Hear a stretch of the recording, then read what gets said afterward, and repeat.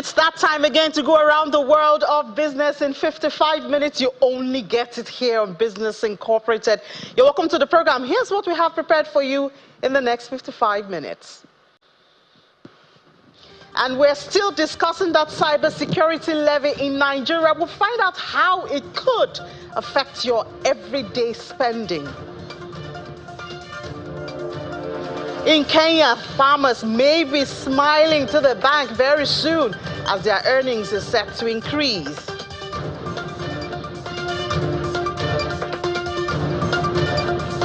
South Africa is preparing for elections and businesses are feeling the pinch.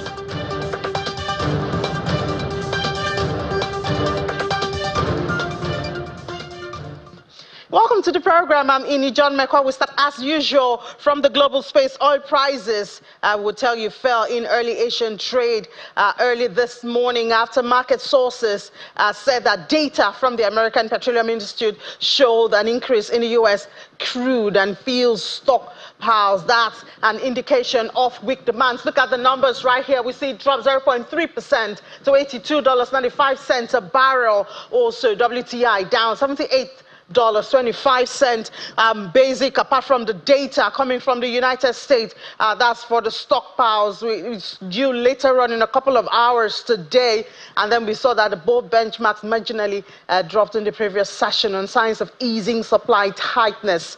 Of course, what's going on in the Middle East is a major driver of that, and also forecast of interest rate cuts from the United States. Those are major factors driving the movement of global oil prices. Still in the global space now, let's look at metals, and we can say gold prices, they edge lower today as the US dollar strengthened, more than offsetting the support from the safe haven demand, and that's fueled by that geopolitical risk we talk about. Looking at the numbers right there, spot gold is down 0.2% at $2,308.20 per ounce. US gold also dropped 0.3% at $2,316.30 per ounce. We talked about the dollar as a major driver of that, recouping some of the losses stemming from renewed bets on Federal Reserve rate cuts this year.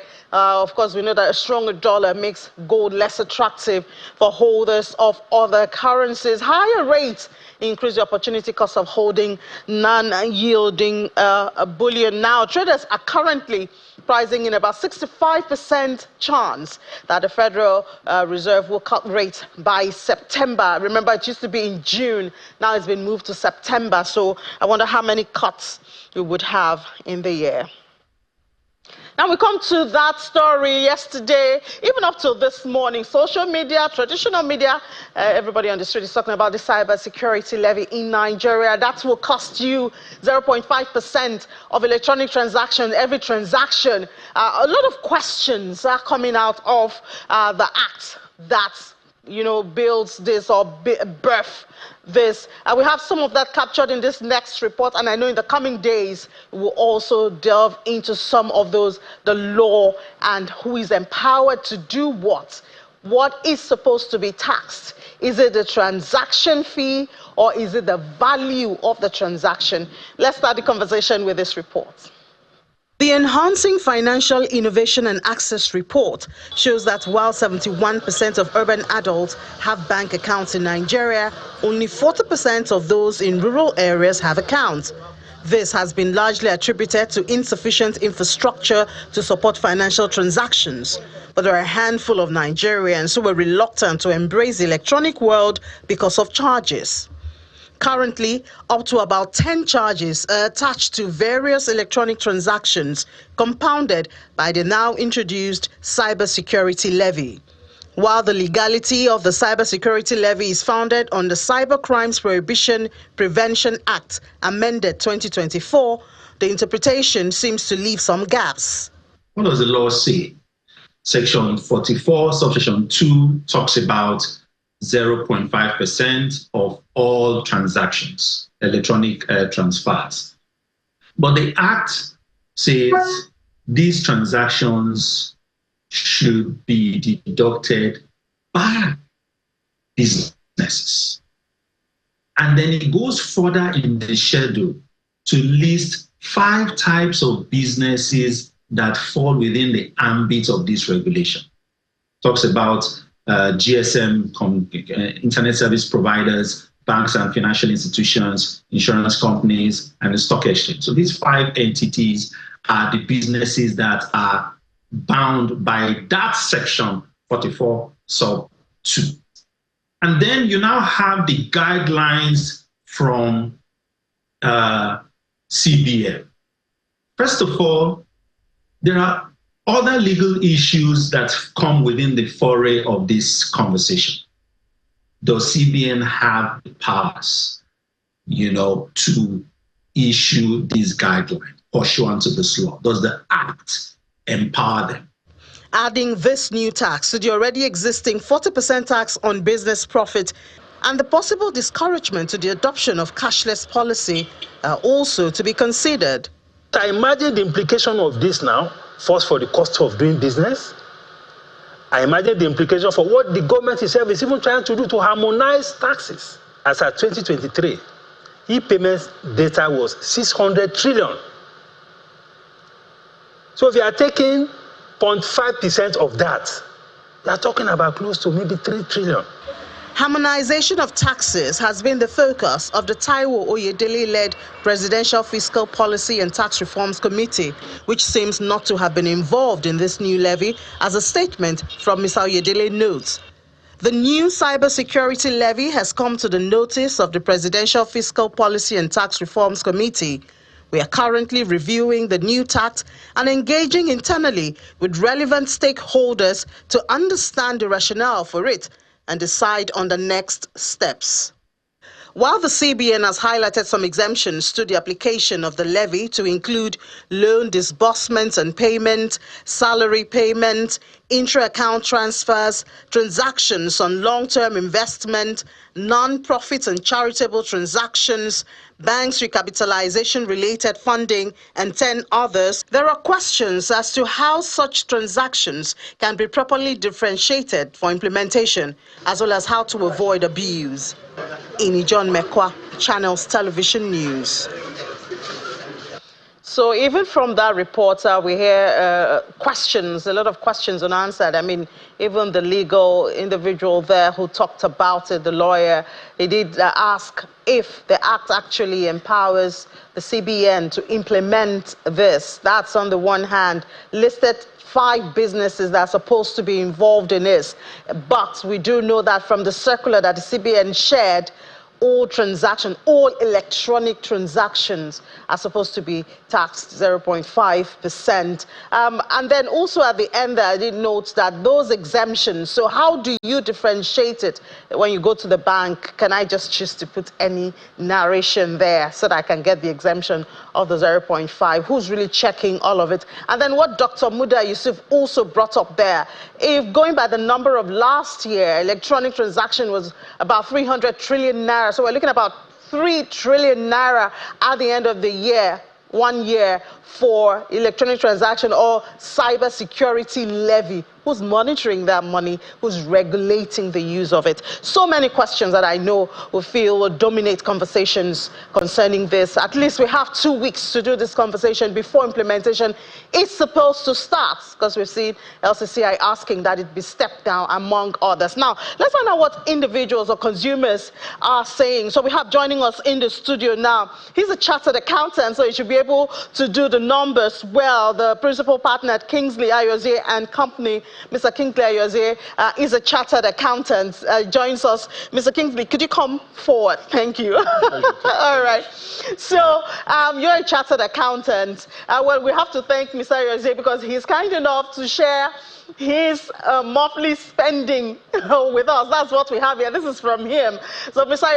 Ayoze, so we see you shared this before the program so we could work with that. You said this is your monthly expenditure. Yes. Obviously, being an accountant, you have factored in the 0.5 because most of this you do electronically at this point. Exactly. So take us through with CPMS. That's obviously petrol for the car. Exactly. And the generator. Exactly. Cooking gas.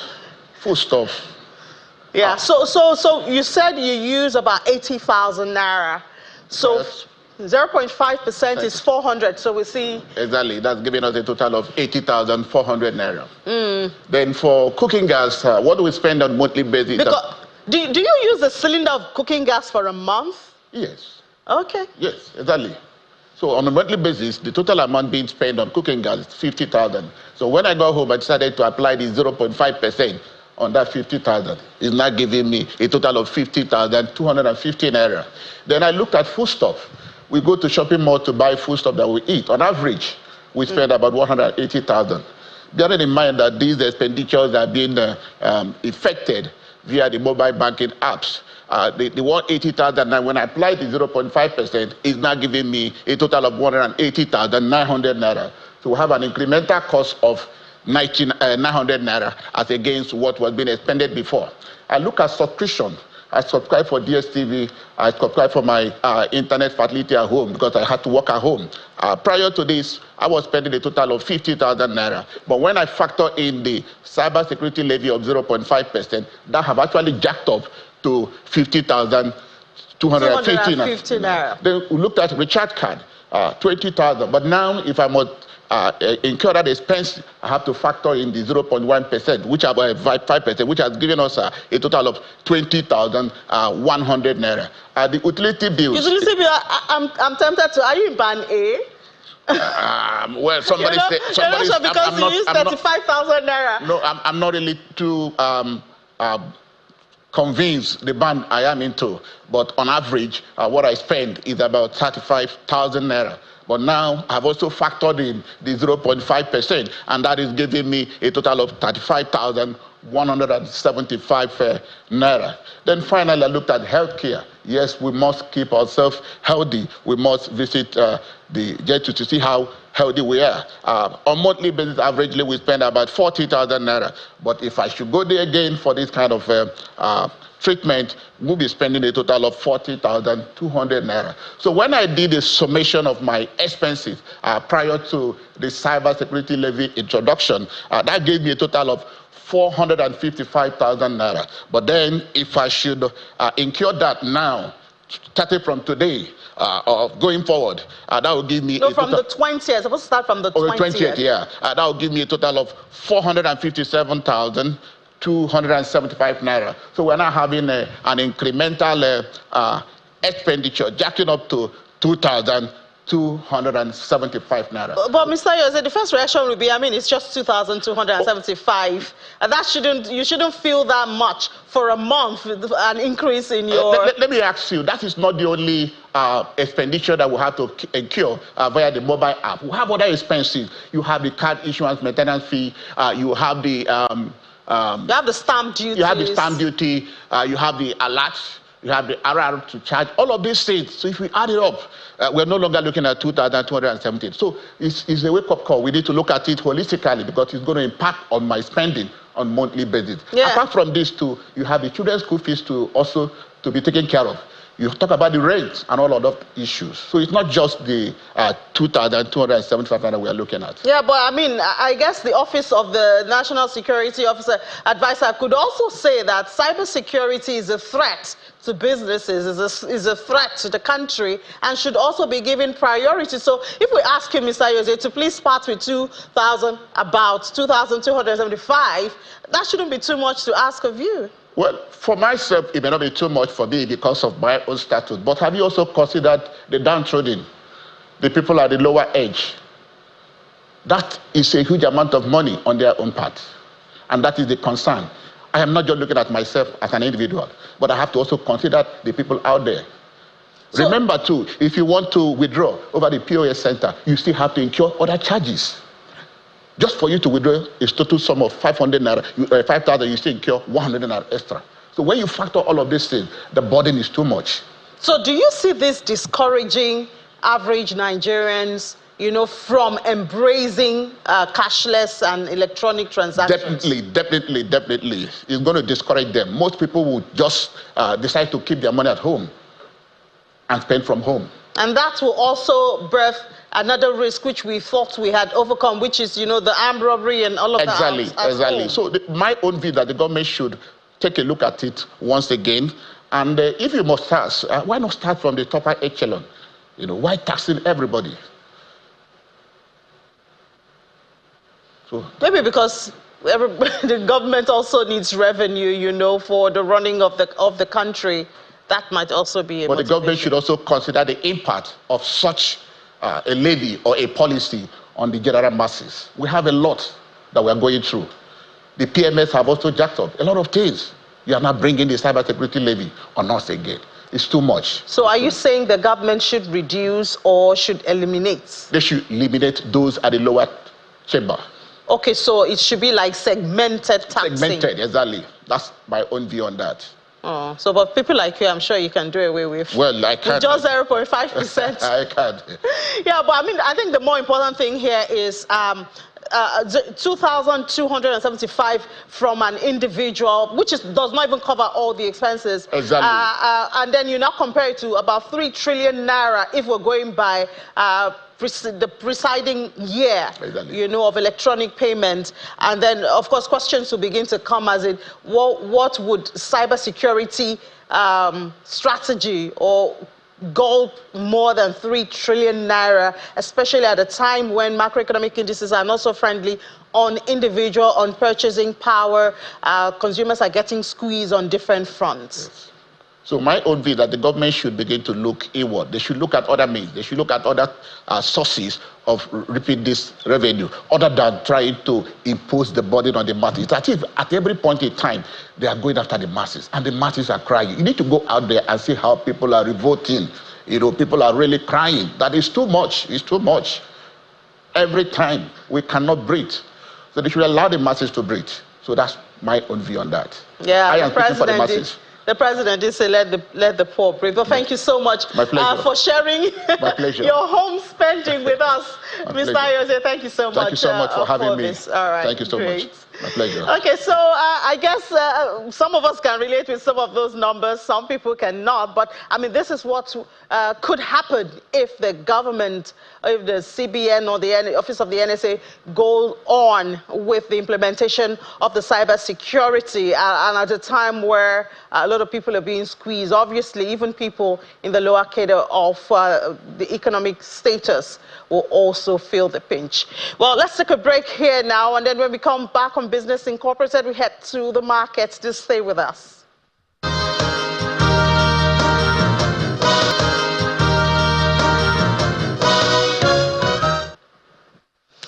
Welcome back to watching Business Incorporated right here on Channels Television. Now let's head to the markets with Anite Edet. Anite, good afternoon. Yep, good afternoon, Nini.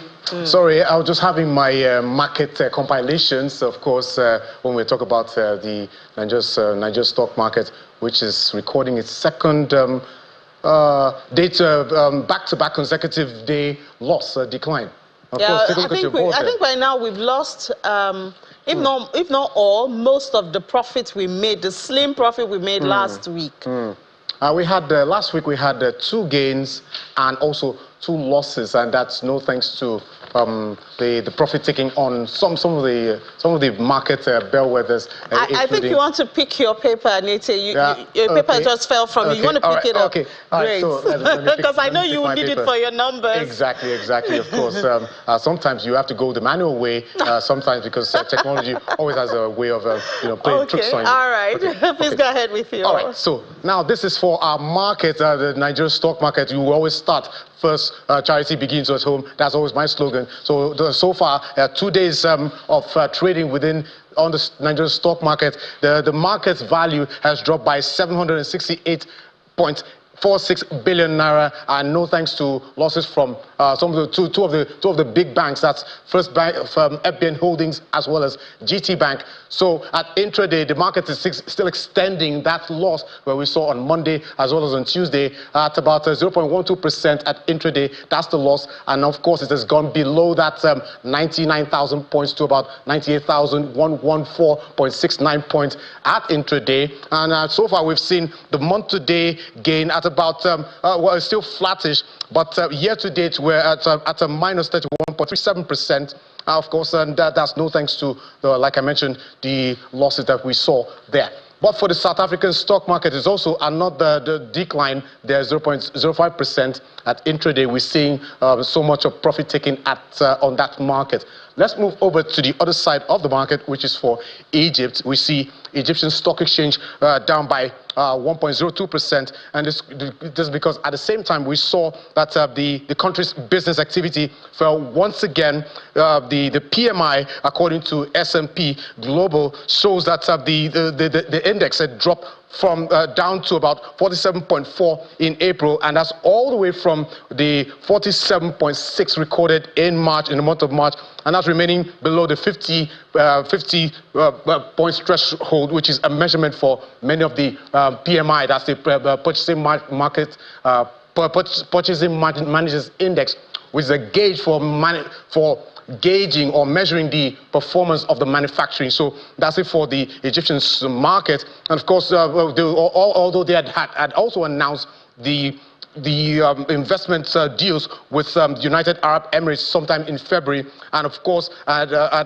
they had also reached about $8 billion agreement with the IMF in March. So far, the market for intraday is down by just a slight above 1%. For the Kenyan Stock Exchange, is also red. So far, African markets at intraday all in the red, and we hope that maybe they might have some rebound at the close of their trading sessions. Now, we're still talking about Nigeria's stock, the Nigeria's financial markets, and this time we're talking about the fixed income market, where we see treasury bills. We had the auction on Monday. We had an home auction on Monday, but for the treasury bills, we saw the sentiments in the treasury secondary market bullish. Average yield there had contracted by 4 basis points to 22.5%.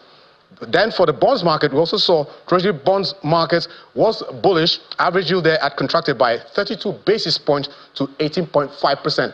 Now, talking about the FX side of things, where you see the Naira, we saw for the Naira had about, it depreciated on 3 of the markets. We saw the depreciation at that's the Nigerian Autonomous Foreign Exchange Market, and the NAFEM, it declined by 4.4% to 1,460 Naira 57 kobo against the dollar. And then at the NAFEX, it firmed by about 0.2% from 1,402 to about 1,399 Naira 37 kobo, while at the BDC rate, it depreciated by 1.34% from 1,404 Naira to about 1,423 Naira against the dollar. So that's it's on the FX side of the market. Now, let's talk to our guest, Kola Komalafe, fixed income dealer at Access Bank, to give us more details about the fixed income market as we speak. Thank you for joining us, Kola. Thank you, Elliot.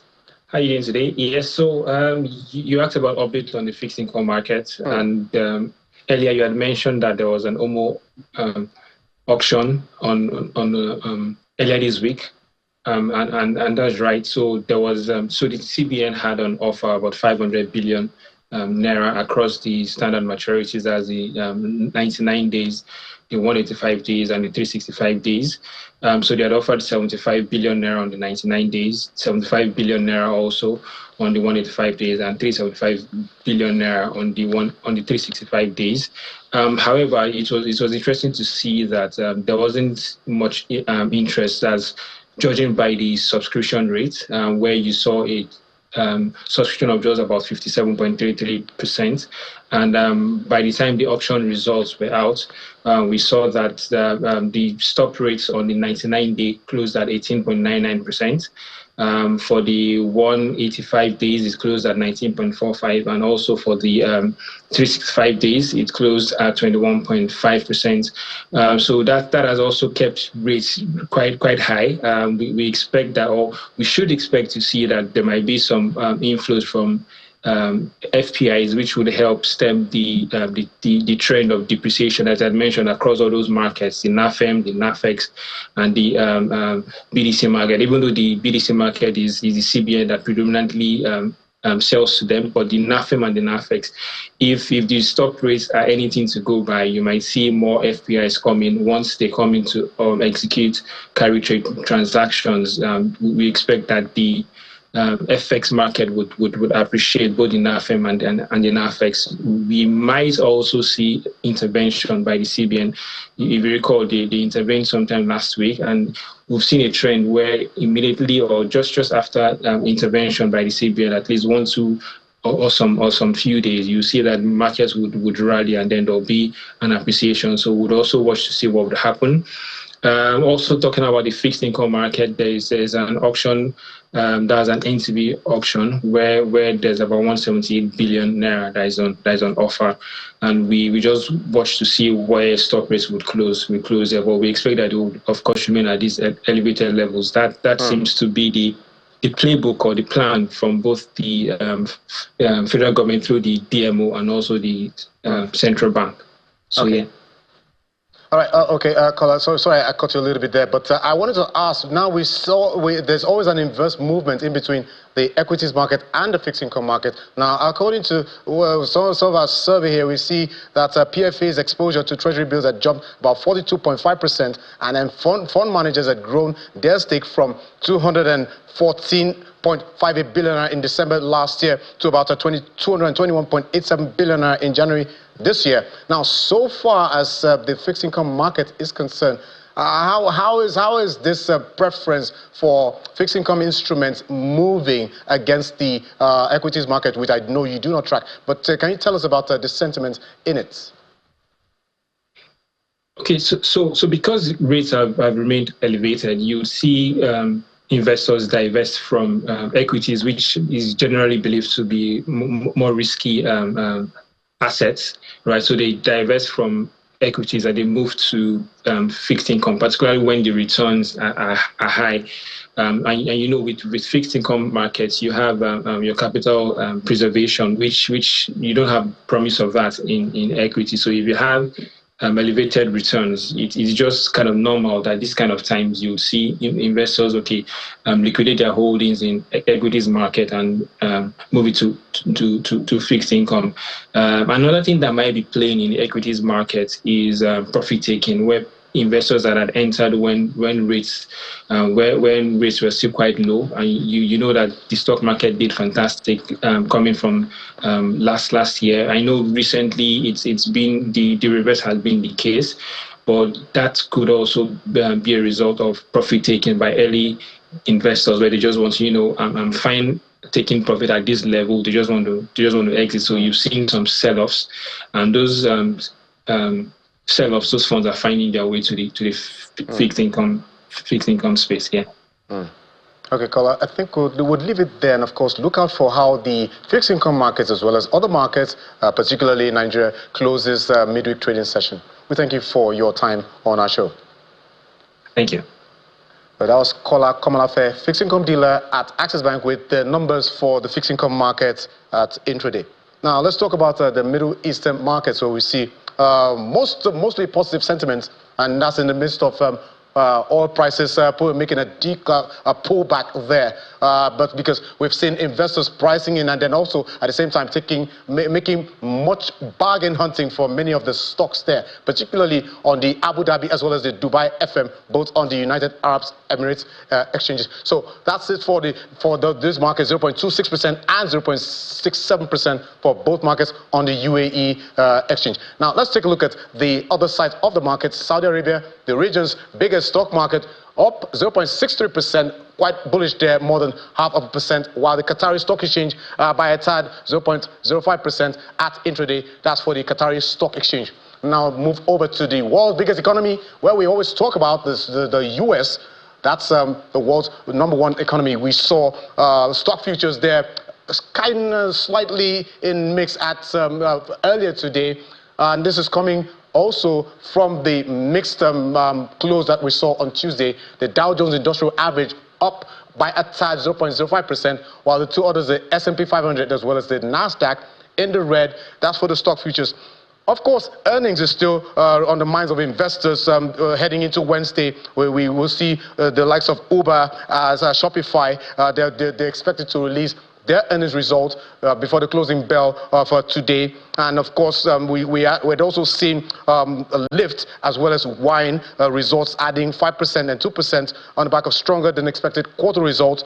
While Reddit, that's one of the companies listed there. Reddit is a company within the US. Its profits had surged by more than 14% in the pre-market following its earnings report as a public company. Now, for more details about the transactions on Wall Street for Tuesday. Let's bring in our Washington correspondent, Maria Bird. The U.S. stock market was mixed on Tuesday as the Dow Jones was up at 0.1%. The S&P 500 slightly ticked up at 0.1% as well for its fourth consecutive session in the positive. But the Nasdaq was slightly down at 0.1%. This is mostly due to companies like Disney, who had a challenging day of earnings. It is also clear that many investors are hopeful that the Federal Reserve will show interest rate cuts later on in 2024. All of these signs are things that many investors are looking at, which created some of the day's mixture in its earning reports and also its viability for the next weeks and days ahead. Correspondent Maria Bird with the numbers on Wall Street for Tuesday. And finally, for the Asian markets, where we see Japan taking the lead of its peers in the red, 1.63%, and that's the worst so far. It has dropped to in about 2 weeks, and all the way from the 40,000 points which it had climbed to. So receding, gradually still receding. It's been oscillating, trying to get to 39 and 40, but still no win in sight for that. For the Kospi, it was up by 0.39%, while for the Hang Seng Index, almost 1% down. On the other side of the market, we see the Shanghai as well as the ASX 200, a mixed picture there. But investors will be looking out for Japan's March pay number as well as China's April trade data, which are both due to be out on Thursday. So that's it for the markets across the world at intraday, as well as for the close of Wednesday for Asian markets. Yeah, thank you so much, Aniti, for that update. Pleasure. Now let's move to the EU, the Europe, where Germany has been working hard on its energy transition. Important to note that one of the ministers is in Nigeria yesterday, met with some stakeholders at Unilag. If you didn't know what channels, you should be watching Channels Television. You get all the information. Well, they're moving the country out of fossil fuels into renewables, but they've not done more than that. And they also have a few hiccups. And joining us now from Berlin to give us perhaps paint a picture of that hiccup is Lars Holter. Lars, we have your minister in Nigeria, but obviously she's still preaching the message of energy transition. Thanks for having me, Ini. Well, this is quite a complicated story, so let me start by saying who's involved. RWE, or RWE as they're called in Germany, is one of the largest German energy providers. It started with a few coal-fired power plants over 120 years ago, and as of last, the company has been running all sorts of power plants, including nuclear, but also some 20 wind parks. And RWE has also had a major stake in a company called Amprion, and that is one of the 4 German transmission system operators. Now, those are the companies running what is possibly the biggest and most important part of any country's energy infrastructure. It's the power lines that are transporting electricity across the country, often through overland lines, but also more and more through a network of in-the-ground infrastructure. Now, RWE's share of that company, Amprion, might come up for sale, and the German government is interested in taking it over. However, that won't be cheap, neither now nor with regards to future investments. Yeah, sounds like it's a difficult one. Is this still a good idea for the government, though? Well, what makes this tricky is mostly the valuation. It would be at least 8 billion euros, and that would be pocket change compared to the investment that would be necessary in the future. But no matter the cost, the energy grid is, of course, part of any country's critical infrastructure. And Germany is already in the tricky position to have 4 of those companies. Now, the German government already has a stake in 3 of them, and to get involved in the 4th one raises the possibility of a merger at some point. But again, there's a high cost to that. Experts are saying that these networks combined will need about 300 billion euros worth of investment over the next 20 years. And you've heard that right, 300 billion euros. That is mostly due to the fact that there have been massive changes in the way energy is produced. More energy is coming from offshore wind farms, and it's enormously expensive to connect those to the power grid. Then with the rise of electric vehicles, demand has risen for charging stations across the country, and that might not be entirely new, but Germany is way behind in developing a decent charging infrastructure, so massive investment will be necessary there as well. Yeah, a lot of funding needed there, but let's head to the market, see how much investors are making. Well, markets are on a roll again. Yesterday was a third straight day of profits for the DAX in Germany. But let's see what we're getting today. We've just got some more weak economic news. Germany's industry has lowered its production in April by 0.4% over the previous month. And so it seems the German economy isn't quite getting out of the doldrums. Then again, we're also getting a load of quarterly numbers today, including insurance giant Munich Re, but also automaker BMW and many others in Germany, plus a lot of American companies later in the day. So there'll be lots of news to digest. Yeah, a lot of news. Markets always active right there. Thank you so much, Lars. Enjoy the rest of the day. All right, now let's head to Africa, the continent, see what's going on there. Tea farmers in Kenya will earn more from the crop following a pact between Kenya and Lipton Tea and Infusion and Brown Investments. Under the new plan, the two firms will position Kenya's tea as a premium product to the global stage. The collaboration will see these entities partner with the local communities to enhance the capacity of the sector. It will include the setting up of a community endowment trust fund with an initial investment of 1 billion shillings in community projects. Lipton's is already setting up the Lipton's Tea Academy that will see the training of farmers on the global best practice to achieve maximum value on their crop. The two entities will also set up a state-of-the-art tea-specific fertilizers plant. And President William Ruto, who is obviously proud of this, said that Kenya tea will continue to attract world attention as it's due to its top quality. He spoke on Tuesday at the State House in Nairobi, and also present at that meeting was the Sri Lanka High Commissioner. In Zimbabwe, the country has recorded 37% increase in its export in the first 2 months of this year to $1.1 billion. And that's compared to the same period last year. And it's happening on the back of increase in shipments to China. Shipments from Zimbabwe totaled $864.8 million in the first 2 months of 2023. Harare's export to China, which is the world's largest economy after the United States, increased by 202% to $264 million from a bare $87.5 million in the same period last year. And this is according to data from the National Trade Promotion and Development, Zimtrade. Still another commodity sale there. Now in Ethiopia, the export of coffee there has brought Ethiopians 835 million in revenue over the past 9 months.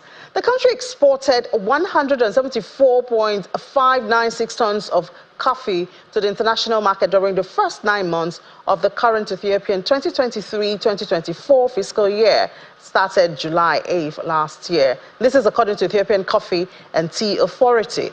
In addition to the traditional Ethiopian coffee importing countries, the Ethiopian government has been able to create new markets in recent years. And Saudi Arabia, South Korea, the United States, Germany, and Japan are the major destinations of Ethiopia's coffee over the last years. In South Africa now, the Independent Electoral Commission has announced that over 27 million South Africans are set to participate in the upcoming 2024 national and provincial elections. Well, this figure marks the highest voter turnout since the inception of democracy in the country.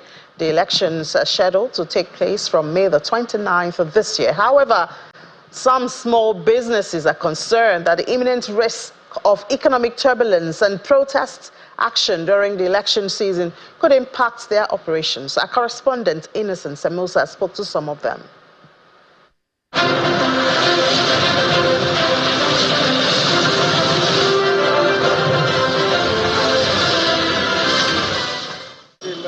The recent Small and Medium Enterprises Confidence Index indicates that the 2024 elections are one of the most monumental and contested in South African history. Entrepreneur Sylvester Chibzo is hoping for a peaceful election. However, he warned that protest action during the election season could impact his operations. No, the only thing in life, we are praying for peaceful election. And we believe South Africa is a peaceful election always. I've been here in 21 years, if I'm not mistaken. Since I've been here, there's no election that will be violent. But I believe this one, everything will be peaceful.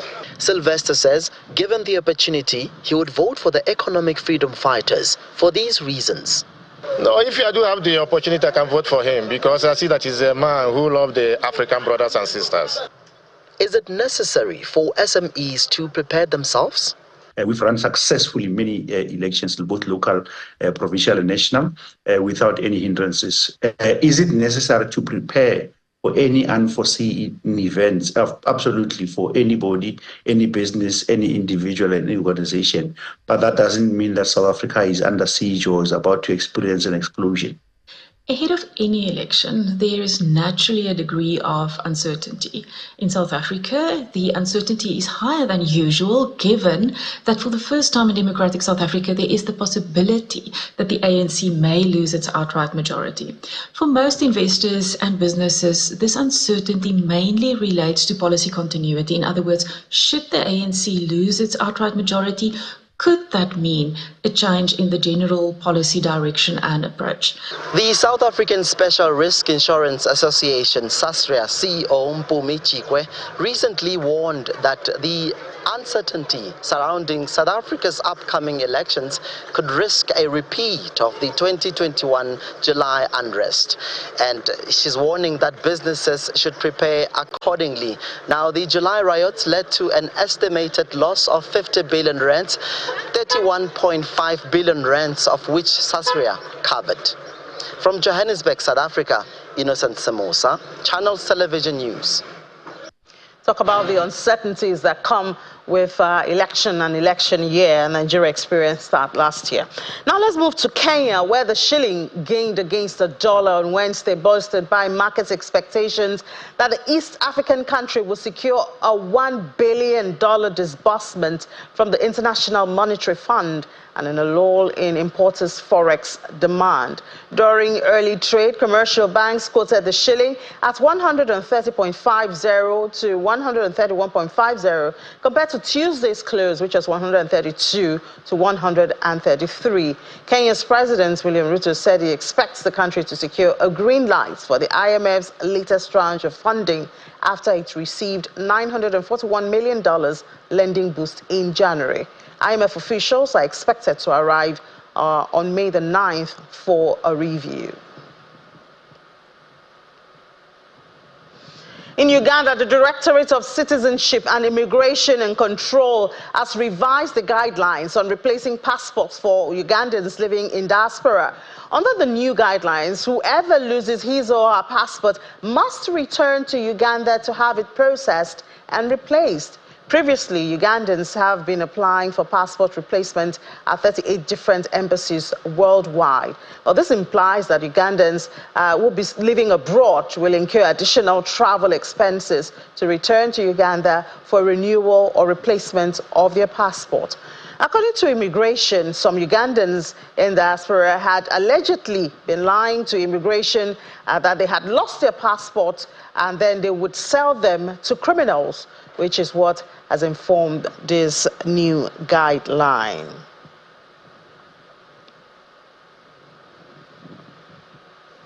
The Executive Board of International Monetary Fund has approved a disbursement of SDR 53.55 million, that's about $71 million, under the exogenous shocks window of the Rapid Credit Facility to help Guinea address urgent balance of payment needs associated with the fuel depot explosion. The emergency spending, which will be reflected in the revised budget law for 2024, includes transfers to affected households, the decontamination of explosion sites, the construction of housing, school and health infrastructure, the rehabilitation of damaged public buildings, and the start of construction work on a modern and safe fuel depot. Guinea's growth is expected to decelerate to 4.1% in 2024, fuel shortages and rebound to 5.6% in 2025, sustained by a resilient mining sector. Policies for 2024 aim at mitigating the impact of fuel explosion, which is minimizing deviations from medium-term growth and economic development objectives. In the medium term, mobilizing domestic revenues, especially from the mining sector, modernizing tax administration, improving public finance management and investment efficiency, as well as increasing spending on education, health, and social protection will be anchoring or leading the spending on available resources. Now let's head to the crypto space and see what color we have on the board. Unfortunately, we're still dealing with the red, and we see that Bitcoin has dropped even further compared to this time yesterday. It's down 2.68% to trade at $62,354.66. That's for Bitcoin. Seems Solana has a deeper red because it dropped more than 7%. Solana right there, $145.967. Another deep drop is AVEX, and you have other shades, lighter shades of red for others. Ethereum gladly has regained that 3,000 level. Don't know how sustainable that will be because it seems to still be on the downward trend, lost 3.41% a couple of hours ago. This is a live market that never goes to sleep. So we see a whole lot of red right there. And the index also, I wonder what the index is like at this time. But we do have joining us Rome Dominic is the founder of Vorum to have a conversation with us. Hi, Rome. Good afternoon. Best afternoon. Aha, nice one. So we see a lot of red in the market. Is this a discouraging factor for people like you? Not a discouraging factor for people like us. And that is the reason why local companies be able to launch some of their crypto exchanges and get much more funds, like what we are doing with companies like Aviot, in ways that these cryptocurrencies, we can be able to buy a lot of dip using the extra funding that is coming into us. So with what's happening to Nigeria or in Nigeria now in the crypto space, we have the new SEC DG. He's not so happy with the crypto community. We still have Binance and, some kind of allegation going on about bribery and all of that. Has this discouraged maybe a percentage of Nigerians from participating? There's also the request to delist Naira from all P2P platforms, Has it discouraged, some investors in Nigeria in any way?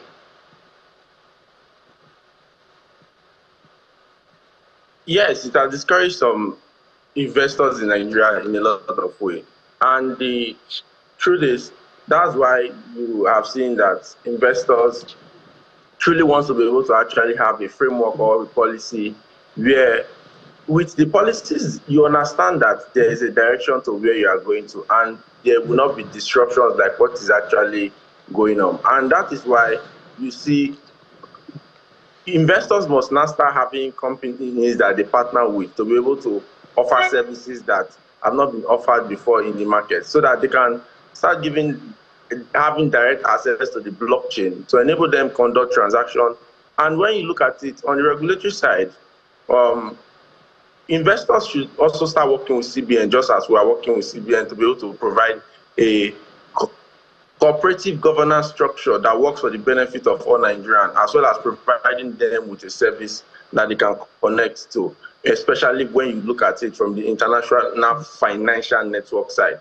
And it is very important for companies to start partnering, individuals to start partnering with international companies so that they can start offering top-level management to whatever they are offering their client base here in Nigeria, so that they will start becoming successful locally and internationally, just like Binance is. Did I hear you say you're partnering the CBN? So we are working in collaboration with this CBN to be able to see that we can actually offer better cryptocurrency reinforcement infrastructure that benefits all Nigerians. So we know that, I mean, there are countries like El Salvador, beg your pardon, they have adopted Bitcoin. We have the US, they have a strong regulation, and some other countries. Do you see a situation where we actually have regulation that can work and then legitimize the crypto or transactions in the country? Yes, everything is possible. When you look at on May 3rd, 2023, the National Blockchain Policy was instituted, and we also have the framework where you can get registered with the Security Exchange Commission with about, let's say you do your registration fee with about 300,000, you put a bond of about 500 million, you have another fee of 300,000 to be able to pay. You have another fee of 30 million to also be able to pay. So when you fulfill all of these conditions, you are seen as somebody that is legal with the Nigerian Security Exchange Commission. So yes, so community in Nigeria, are you looking at homegrown platforms? I mean, since we're not having it so good with Binance and all of that at this time. Yes, come again. I'm asking if the crypto community is working on homegrown platforms instead of depending on Binance and the other ones. Yes, local companies are looking to launch their own cryptocurrency exchange. Like Vorem, we are looking at ways in which we, like I said earlier, we can work with the CBN to also create a lot of cryptocurrency reinforcement infrastructure that benefits all Nigerians. And we are working doing that side by side with a parent company called Aviot, which helps with fundraising, capital restructuring, helps you to be able to go to the market for IPOs and see that you can get to the top of the apex like Binance has done. So strategic international partnerships like this is what local companies, they need to take into consideration. And these local companies, once they start partnering, I mean, Binance had the uncommon advantage of partnering with high level of international companies, and a lot of Nigerian startups, they are not doing that, and this will actually make the playing field to be level for them because they will have much more capital to be able to use to drive their businesses forward. All right, Rume Dominic, founder of Vorem, thank you so much for your time and your views. I'm grateful. Thank you for having me. All right, so with Rume, we say thank you so much. Okay, they decided to give me the number at the 9 minutes, so we see the number for Bitcoin and Ethereum. We did see that Cardano, and I think we also have the greedy index. I saw it earlier. There you have it. The market is still greedy, even with that much red. I guess it depends on where we are coming from. So, but as Laddie Williams will always say, greedy market does not mean that it's time to take profit. You will have to look closely and customize your decision. So, well, that's it on the program. Thank you so much for being a part of it, being a part of Business Morning and now Business Incorporated. We'll do it again tomorrow, God's grace. But in between, go to our YouTube channel, www.youtube.com/channels web. Watch the program again, and then we'll meet again tomorrow. I'm John McQuarrie. Enjoy the rest of your day. Bye-bye.